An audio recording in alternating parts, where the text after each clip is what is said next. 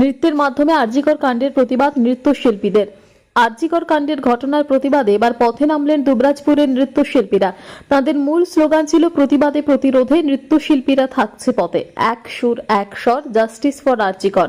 কলকাতার RG Kar medical college ও হাসপাতালে তরুণী চিকিৎসক খুনের ঘটনার প্রতিবাদে চিকিৎসক, নার্স, স্কুল পড়ুয়া, কলেজ পড়ুয়া, শিক্ষক, শিক্ষিকা, মহিলা থেকে শুরু করে সাধারণ মানুষ পথে নেমে প্রতিবাদ মিছিল করছেন। সবার একটাই দাবি, আরজিকরের ঘটনায় প্রকৃত দোষীদের অবিলম্বে শাস্তি। তাই এবার দোষীদের শাস্তির দাবিতে পথে নামলেন দুবরাজপুরের সুরেশ নৃত্য একাডেমির নৃত্যশিল্পীরা। আজ সন্ধ্যায় দুবরাজপুরের সুরেশ নৃত্য একাডেমির পক্ষ থেকে একটি প্রতিবাদ মিছিল করা হয়। এই মিছিল দুবরাজপুরের সারদা ময়দান থেকে শুরু করে দুবরাজপুর শহর পরিক্রমা করে থানা মোড় পর্যন্ত পৌঁছায়। ব্যানার ও প্ল্যাকার্ড নিয়ে প্রতিবাদ মিছিল করেন নৃত্যশিল্পীরা, সাথে ছিল খুদে শিশুরাও। এই মিছিলে সমস্ত নৃত্যশিল্পী এবং তাদের অভিভাবক ও অভিভাবকরা হাজির ছিলেন। উল্লেখ্য, শহরের গুরুত্বপূর্ণ মোড়গুলোতে নৃত্যশিল্পীরা নৃত্যের মাধ্যমে আরজিকর কাণ্ডের প্রতিবাদ করেন বলে জানান সুরেশ নৃত্য একাডেমির সভাপতি রিপা রায়চৌধুরী। এই প্রতিবাদ মিছিলের অগ্রভাগে ছিলেন সুরেশ নৃত্য একাডেমির কর্ণধার সুরেশ দাস।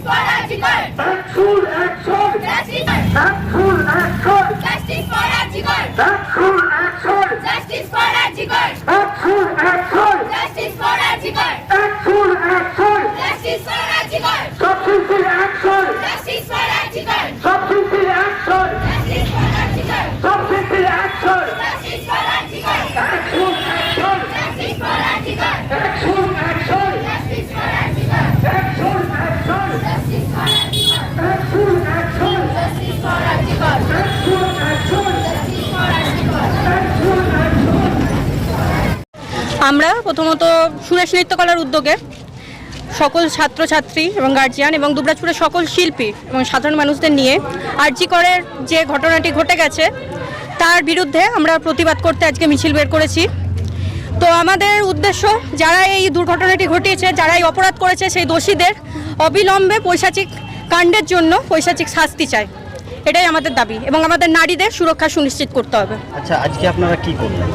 আজকে আমরা প্রথমত প্রত্যেকটা দুবরাজপুরের মোড়ে মোড়ে আমরা আমাদের নৃত্য, সঙ্গীত এবং কবিতার মাধ্যমে, প্রতিবাদী নৃত্য, গান, কবিতার মাধ্যমে আমরা প্রতিবাদ জানিয়েছি।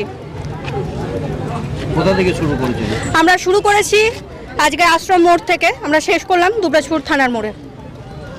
নৃত্যের মাধ্যমে কি বোঝাতে চাইছেন?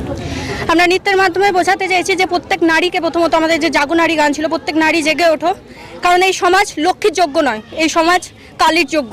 দেবীর কালিকা রূপ ধারণ করো, এবং প্রত্যেক অভিভাবিকাদের বলবো প্রত্যেকটা মেয়েকে, বাচ্চাকে ছোট থেকে সব রকম প্রশিক্ষণ দিন একটা ওই নর পিশাচদের সাথে লড়ার জন্য, এবং তার সাথে সাথে শুধু মেয়েদের না, ছেলেদেরও এই জ্ঞান দিয়ে দিন যে প্রত্যেকটা মেয়ে তার বোনের মতো, তার মায়ের মতো। অন্য বাড়ির মেয়ে মানে এই নয় তার সাথে যা খুশি তাই করা যায়। আমার নাম রিপা রায়চৌধুরী।